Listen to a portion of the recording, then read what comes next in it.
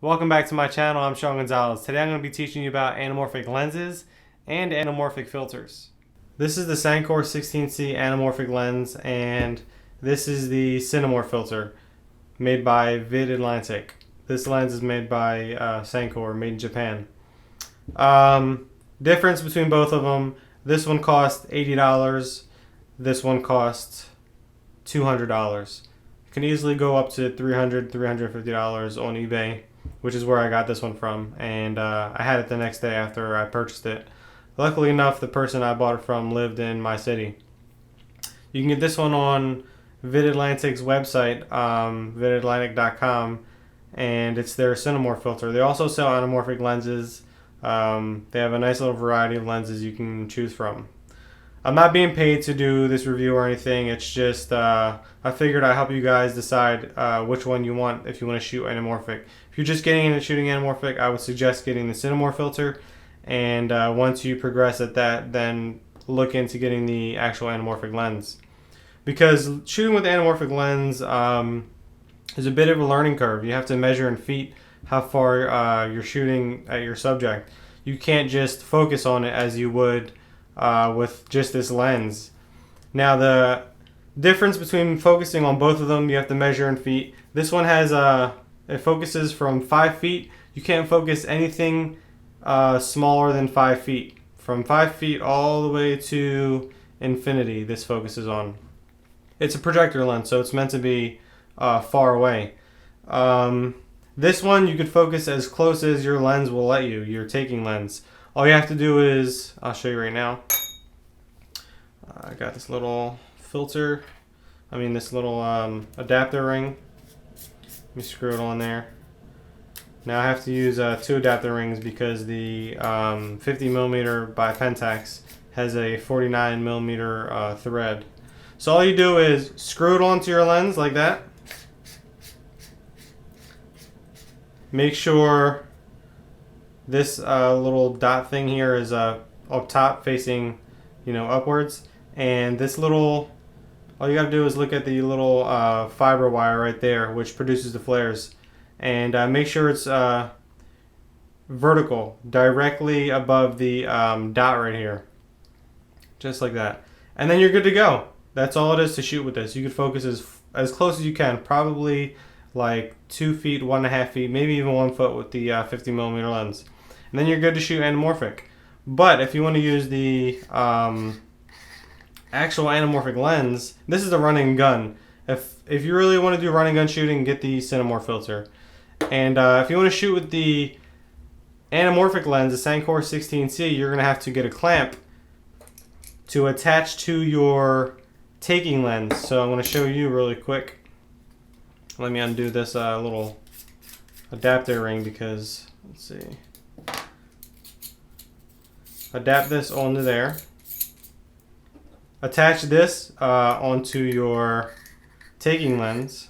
This goes for about $80 as well on the Vid-Atlantic website.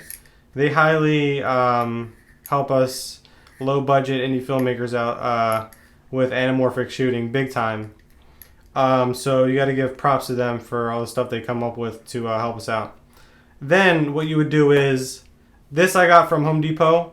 There was 2 of them. I cut it in half, and then you just slide it on your anamorphic lens, because if not, these screws right here, these little fasteners, will dig into your lens on the barrel, and you don't want to mess that up. You don't want your lens looking ugly or tarnished or anything like that. So all you do is slide this on. Luckily, it's the exact size, a little tighter, so it's got a nice firm grip on there. Your lens won't fall. And then with with that on there, all you got to do is, let's see, loosen these fasteners. Make sure the fasteners are above the little rubber part, and then you tighten them. And then you attach this lens to your camera, which it should already be attached to it before you start shooting. But you have to make sure this line right here, all anamorphic lenses have it. There's a line up top, so you know where the top is, just like I said, so you know which part is, straight, so this way your bokeh comes out straight and it's not crooked or horizontal. because they're all different once you screw them on. So once you got that straight, you're good to go. All you got to do is, like I said earlier, measure your feet away from where you're trying to focus on, and focus with your taking lens. Then you're pretty much set to shoot anamorphic. That's the thing with shooting with anamorphic lenses. You're gonna have to take your time on it, and you're gonna have to learn how to shoot anamorphic. Some lenses may vignette, and some won't. You'll get like a little hazing around the corners of your image. So with the 50mm, I'm surprised. With the anamorphic lens, it doesn't vignette at all. When you point it directly at the light, you'll see some glow, but I actually like the way that looks, so I don't have a problem with it. This lens right here is pretty old too. It's a vintage manual focusing lens. In my opinion, older lenses are better for shooting film or short films, stuff like that. They're just built better. The quality of them, the glass is just as sharp as the lenses you see out there today. And I also have a Helios 44M, which is the go-to lens if you're shooting anamorphic.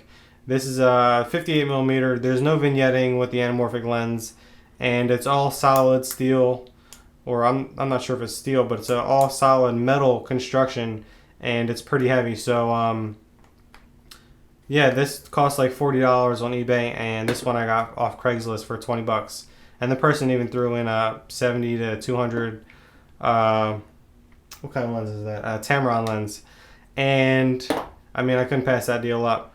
So if you want to start shooting anamorphic, you're just getting into it, I suggest the Cinemorph filter. If you're going to go long term, professional projects, nothing run and gun, then go for the anamorphic lenses that you can find on eBay. There's a lot of good deals on there, and I'm sure you can find something suitable for you. So I'm going to show you guys some test shots and check them out. This shot I used the Anamorphic 2X projector lens, and trying to focus from the left hand side of the screen to the right hand side where the flower pot is, the brown one.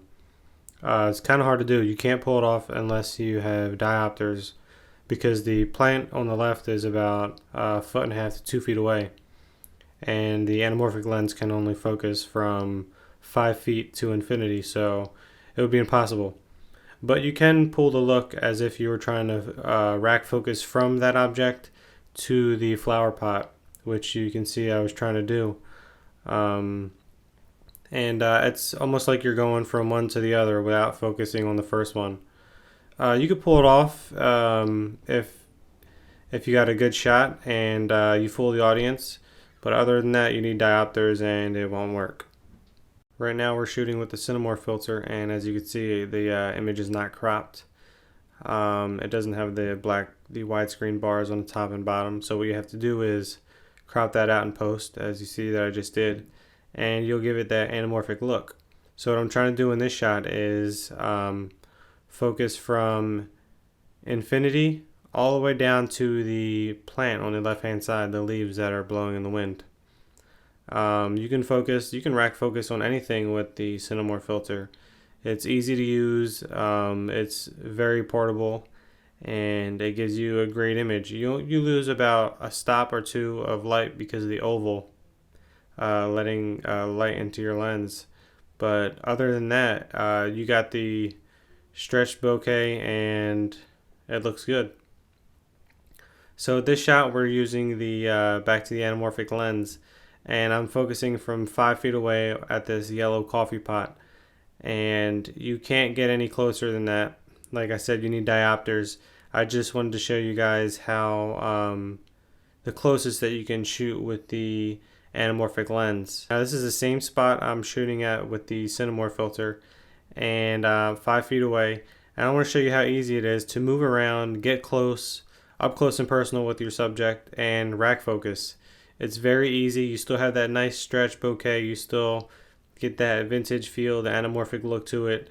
The stretched, blurry background looks really good, and you can get really close. So, focusing with this is not a problem, and you can get about 1.5 feet to maybe 1 foot to 1.5 feet away with the 50mm lens, and you still have a crystal clear image, and it looks great.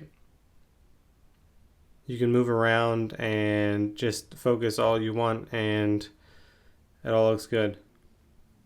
This is the flare test with the Cinemorph filter and the 50mm Pentax lens. The flare seems to go straight across the screen and gets brighter when the light is directly in the center of the screen. And there also is a little lens glare on the bottom of the flare. You see that right there? There's like a line that goes straight through that. If you look real close, there's a line that goes straight down. That's because of the little fiber clear wire that goes down the center of the Cinemorph filter. If you don't have the money for an anamorphic lens, I highly suggest that you buy a Cinemorph filter. You won't be disappointed. Great results, great bokeh, and you'll be happy, I guarantee you. So make sure you check out their website at Vid-Atlantic.I and see what they have on there. Sometimes they usually have deals on anamorphic lenses themselves, so don't forget to check that out. This is the anamorphic lens flare test paired with the 50mm Pentax lens, and these flares look crystal clear. They're vivid, and they give off more of a cinematic feel than the Cinemorph filter flares do. They're both nice flares, but I prefer the actual anamorphic lens flares over the Cinemorph filter. You can also see that the anamorphic lens attached to the 50mm gives off a wider field of view, and that's another thing that I like about anamorphic lenses. If this video helped you out and you enjoyed it, make sure you hit that like button. Don't forget to subscribe to my channel, and I'll see you guys next time.